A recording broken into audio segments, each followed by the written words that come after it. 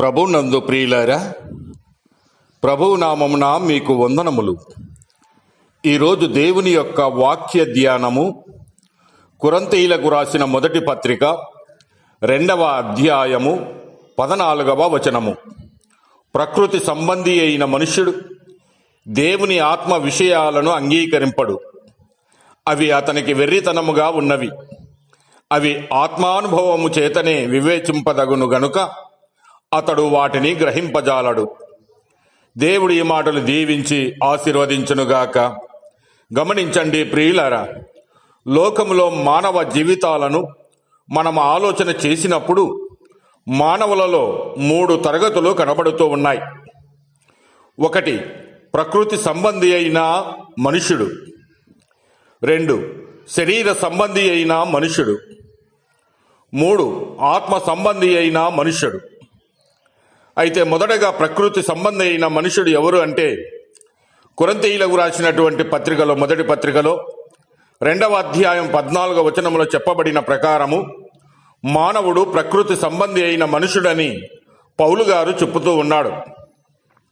ప్రకృతి సంబంధి అయిన మనుషుడు అనగా ఇతడు విశ్వాసి కాడు, తిరిగి జన్మించలేదు, క్రీస్తు యేసు సువార్త యొక్క రక్షణ శక్తిని ఎరుగడు, సర్వ సత్యమును బయలుపరచు దైవాత్మత అతనిలో వసింపడు, ఆత్మ విషయాలను గ్రహింపలేడు, అతడు అంగీకరింపడు. ప్రకృతి సంబంధి అయిన మనుషుడు దేవుని ఆత్మ విషయాలనే అంగీకరింపడు, అవి అతనికి వెర్రితనముగా ఉన్నవి. అతడు ఈ లోకమునకు సంబంధించినవియే గాని నిత్య జీవ సంబంధమైన విషయాలను అతడు గ్రహింపడు. అలాగునే 2వది శరీర సంబంధి అయిన మనుషుడు.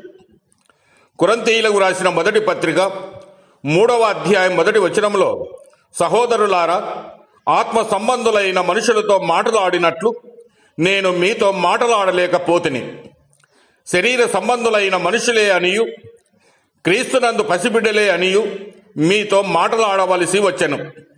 గమనించండి ప్రియులారా, ఇతడు రక్షింపబడిన వాడే గాని ఇతనిలో ఇంకనూ శరీరాశలు, శరీర కోరికలు నిలిచి ఉన్నవి. క్రీస్తు యేసునందున్న పసిబిడ్డ వలె ఉన్నాడు. ఇతడు పైనుండి జన్మించిన వాడు, పరిశుద్ధాత్మ ద్వారా నూతన పరచబడిన వాడే, దేవుని బిడ్డయే గాని ఆత్మీయకముగా బలవంతుడు కాడు. దినదినము పరిశుద్ధతలో ఎదిగి ఆత్మ సంబంధిగా మారును, దైవ కార్యములను నిర్వహింపలేడు. రక్షింపబడినను శరీర విషయాలనే మనస్కరించును, శరీరమునకు లాభమును కలిగించు విషయాలనే అతడు చేయును.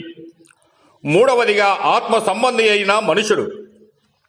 కొరింథీయులకు రాసిన మొదటి పత్రిక 2వ అధ్యాయం 15వ వచనంలో, ఆత్మ సంబంధి అయిన వాడు అన్నిటినీ వివేచించును గాని అతడెవరిని చేతనైనను వివేచింపబడని తెలియజేస్తూ ఉన్నాడు.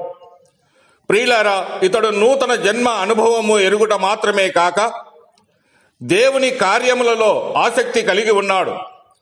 విశ్వాస జీవితమున సాగిపోతూ ఉన్నాడు, ఆత్మచే నడిపింపబడుచూ ఉన్నాడు. మరి ప్రియమైన సహోదరి సహోదరుడా, నీవు ఏ తరగతికి చెందినవాడవు ఆలోచించుకొనుము. నీవు ఆత్మ సంబంధమైన మనుషుడు కాకపోతే ఒకానొక దినమున తీర్పు జరగబోతూ ఉన్నది.